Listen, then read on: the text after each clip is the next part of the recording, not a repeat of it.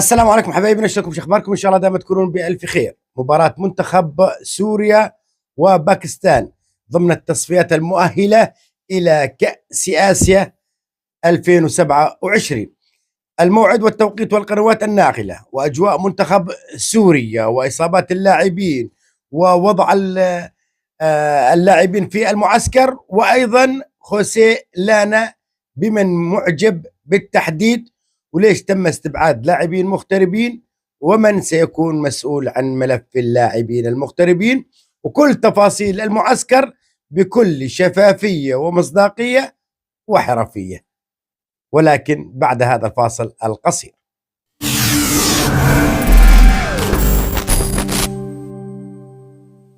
ورجعنا لكم من جديد، واهلا وسهلا بكم في قناتكم مع حمدكم. ان شاء الله دائما تكونون بألف خير، ونكرر ونعيد لا تنسوا تضغطون زر اللايك.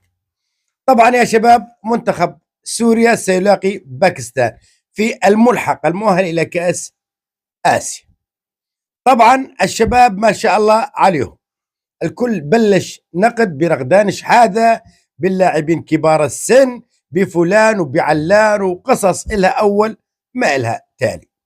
وبنفس الوقت في بعض المتابعين يقول لك لو منتخب حارتنا يروح يفوز على باكستان، كويس، منتخب حارتك إذا يروح يفوز على باكستان، ليش إحنا لا نجيب لاعبين وندفع عليهم مصاري وتكلفتهم عالية؟ لا خلاص نلعب باللاعبين الموجودين وانتهى الموضوع.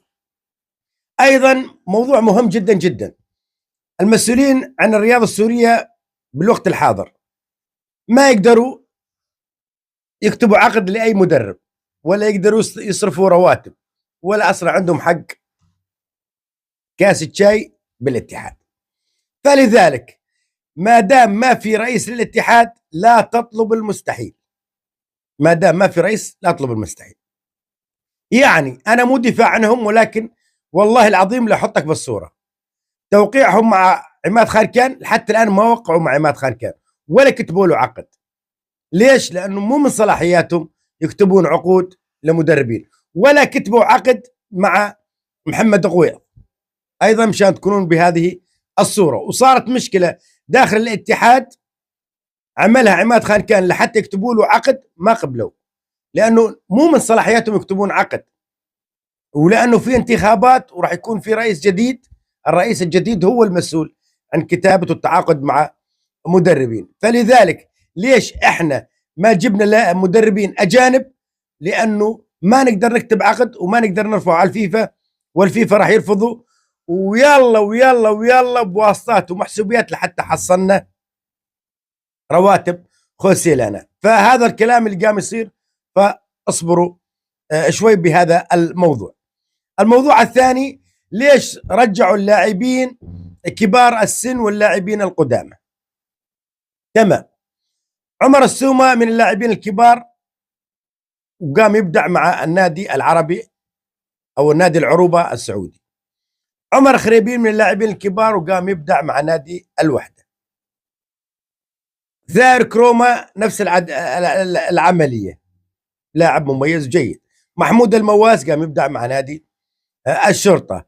مين كبار بالسن؟ عمرو ميداني. انتم مشكلتكم مع عمرو ميداني انه عمرو ميداني ليش يتم استدعائه؟ كويس، لو اجى إميليانو عمور ومو طالب مصاري ما راح يستدعي عمرو ميداني. لو اجى ايهم اوسو ما تعرض لاصابه، وين مكان عمرو ميداني؟ فالمشكله غياب واصابه. مين البديل؟ ليش ما جرب عبد الله الشامي؟ ليش ما جرب فلان؟ يا اخي هو جرب عمرو ميداني وبده يعرف عمرو ميداني، والمباراة ضعيفة يا شباب، المباراة ضعيفة. طبعا منتخب باكستان يدربوا المدرب ستيفن كونستانتين الإنجليزي، وهذا المدرب درب عدة منتخبات من ضمنها الهند والسودان وبافوس ونيبال. طبعا آخر 5 مباريات لمنتخب باكستان خسر أمام طاجكستان 3-0، خسر أمام السعودية 3-0، خسر أمام الأردن 7-0، خسر أيضا أمام الأردن 3-0، وخسر أمام طاجكستان 6-1. يعني منتخب باكستان دخل شباكه 22 هدف وسجل هدف وحيد في آخر 5 مباريات.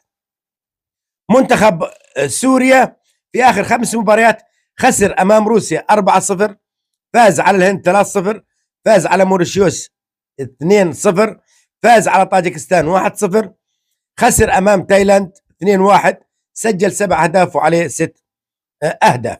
طبعا منتخب سوريا تصنيفه 95 عالميا، منتخب باكستان تصنيفه 98 عالميا. طبعا احنا التقينا في مباراة وحيدة مع باكستان في عام 2006 واستطعنا الفوز وبنتيجة 2-0.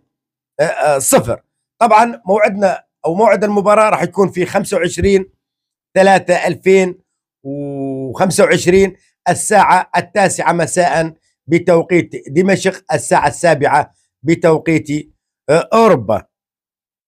أيضا بالنسبة للقنوات الناقلة، وهذا الشغل الشاغل وأنا أعطيك الحصري وفوت بالحصر. طبعا جميع القنوات العربية تم التواصل معها، تم التواصل مع قناة الكأس، تم التواصل مع قناة السعودية، وتم التواصل مع قناة بي إن سبور. قناة الكأس رفضت نقل المباراة وحتى بالمجان، لأنه في 25 شهر في التصفيات المؤهلة إلى كأس آسيا وعندها التزامات وما يتركون هذه التصفيات ليجون على هذه التصفيات.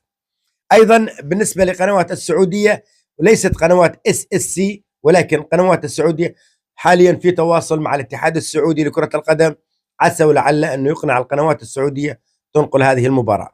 أيضا هناك تواصل مع البي إن سبور من أجل إقناعهم.